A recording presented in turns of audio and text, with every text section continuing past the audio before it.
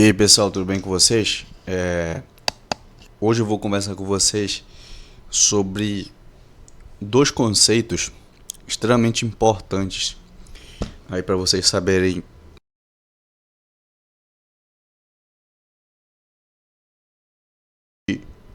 os exercícios, né? Principalmente o treino de força, que é a musculação, que é algo que eu venho falando bem com vocês, beleza?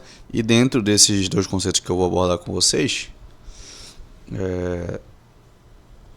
um é o princípio do tamanho de Hahnemann, certo? O princípio do tamanho de recrutamento de unidades motoras e também a lei do tudo ou nada, tá? Eu vou tentar explicar para vocês de maneira bem detalhada isso aqui nessa aula de hoje, ok? Então olha só, pessoal, é o seguinte, quando a gente fala sobre ativação muscular, recrutamento de fibras e a contração muscular em si, por exemplo, no treinamento de força, a gente tem que voltar para conceitos básicos da fisiologia humana, certo? Então olha só, para aquele músculo ali, ele entrar em trabalho de contração muscular, ele precisa ser ativado, certo? E para ele ser ativado, alguém tem que mandar essa informação para ele, certo? Então, essa fibra muscular e esse músculo, de maneira completa, ele precisa de quê? De ativação neural, certo? Ele precisa de um componente aí do sistema nervoso falando para ele, né? Mandando uma mensagem para ele contrair, para ele ser ativado, beleza? E aí vem um conceito que a gente chama de unidade motora. O que é uma unidade motora? É um neurônio motor alfa, né, um componente do sistema nervoso, e todas as fibras musculares que esse motoneurônio ele inerva, né? Então tá aqui. Notem que duas coisas. Primeiro, esse motoneurônio ele não inerva apenas uma única fibra, ele inerva várias fibras. Esse é o primeiro ponto. O segundo ponto é justamente que dependendo de qual é ali aquele motoneurônio, ele pode inervar inúmeras, dezenas, centenas de fibras, ok? Outra coisa que você tem que entender é justamente essa é a figura B, essa é a figura A aqui, né? No caso, falando em si da unidade motor, então um neurônio motor alfa e todas as fibras musculares que esse motoneurônio ele inerva. E na figura B, você nota que tem aqui o músculo de maneira completa, aqui o bíceps braquial. Então, o bíceps braquial é o músculo de maneira completa. Esse músculo vai se subdividindo em divisões menores, né, obviamente. E você nota que esse mesmo músculo ele tem inúmeras unidades motoras, inúmeros motoneurônios, tá? Então, tipo, quando a gente fala do músculo em si, esse músculo em si, ele não tem uma única unidade motora ou um único motoneurônio. Ele tem vários, tá? Vários motoneurônios, beleza? E aí a gente vai puxar agora, já que eu acabei de falar o que é uma unidade motora, a gente vai puxar esse conceito de unidade motora por que a gente chama de lei do tudo ou nada. O que seria a lei do tudo ou nada? Vou apagar aqui para vocês entenderem. Olha só, a lei do tudo ou nada é o que? Ela diz o que? Eu acabei de falar para vocês que um músculo ele tem várias fibras musculares e ele tem vários motoneurônios. E esse músculo em si ele tem várias unidades motoras, certo? Então, por que ele tem várias unidades motoras? Porque quando você vai fazer por exemplo, um exercício, quando aquele músculo ele precisa produzir uma força, não são todas as unidades motoras que vão ser recrutadas naquele movimento. Na verdade, isso daqui a gente vai falar que é o conceito daqui a pouco. Vão ser recrutadas de maneira bem específica e apenas se precisarem, certo? Então as fibras musculares que vão ser ativadas, elas vão ser ativadas por necessidade. E geralmente essa necessidade é por produção de força, gradação da força. Então se necessita ou não produzir pouca força ali naquele movimento ou muita força ali naquele movimento. A lei do tudo ou nada é o seguinte: esse motoneurônio aqui, e essas fibras musculares só irão ser ativadas se esse motoneurônio ele também for ativado, certo? Então o que acontece? Eu acabei de explicar para vocês que o motoneurônio, o músculo em si, ele tem vários motoneurônios e tem várias unidades motoras. E eu acabei de falar também que você só vai ativar ali aquele motoneurônio se for necessário. Então, por exemplo, se não for necessário ativar essa unidade motora aqui, certo? Ela não vai ser ativada. Então, o que isso quer dizer? Que essa unidade motora aqui, ela não vai ser colocada sob tensão, sob trabalho. Ela não vai trabalhar. Então, ela não vai receber as adaptações fisiológicas daquele treinamento, justamente porque ela não foi ativada. Isso que é a lei do tudo ou nada. Então, a lei do tudo ou nada já está no nome. Ou tu ativa todas as fibras musculares que esse motorônio inerva, ou tu não ativa nenhuma. Beleza? E isso não é... A gente vai para a unidade motor em si, para a fibra muscular em si, ok? Ela não tem a ver com o músculo de maneira completa. A gente está falando aqui da fibra muscular, não é do músculo de maneira completa. Então isso é a lei do tudo ou nada. Ou tu ativa todas as fibras que são inervadas por aquele motoneurônio, ou tu não ativa nenhuma, tá? Beleza. Esse é o primeiro ponto. O segundo ponto é o seguinte, é justamente isso aqui.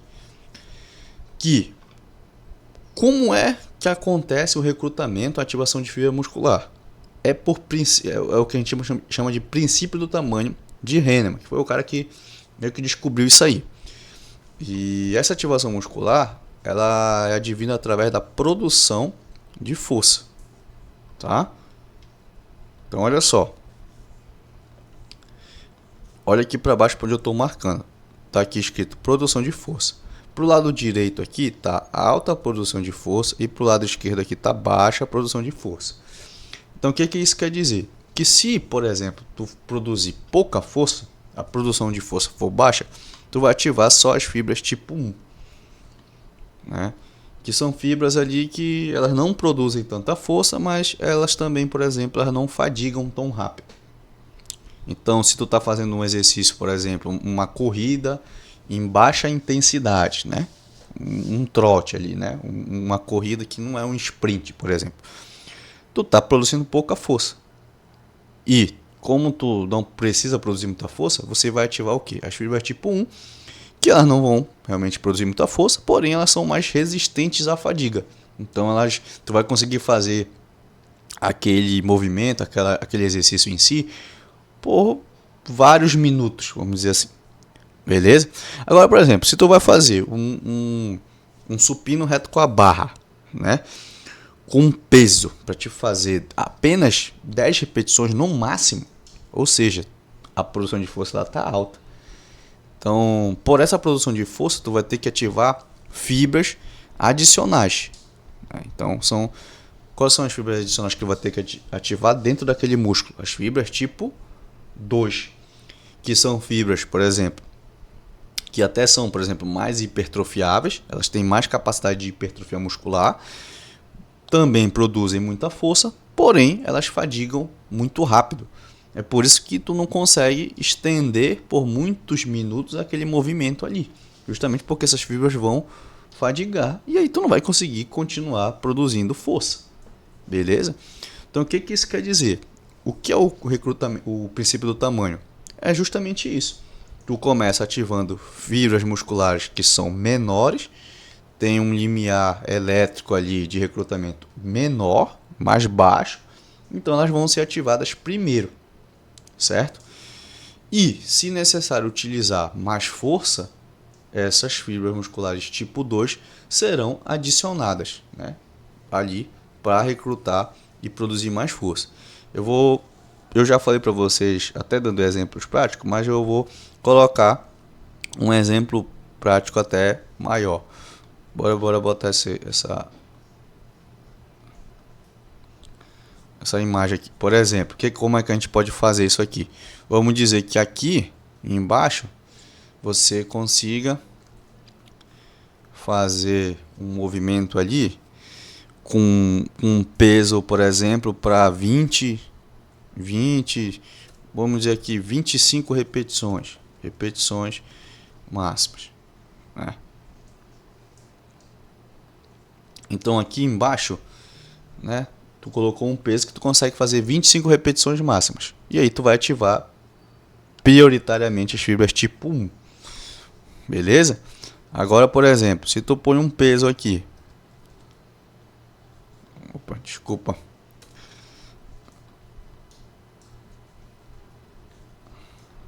Deixa eu voltar pra cá. Eu botei errado. Tá? Agora se tu põe um peso aqui para fazer, por exemplo,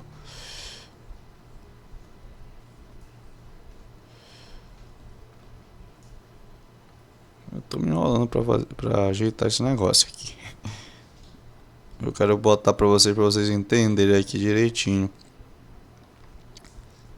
Vamos dizer que aqui embaixo você botou um peso para fazer 25 repetições máximas. Aí tu vai ativar prioritariamente as fibras do tipo 1. Beleza? Agora, por exemplo, se você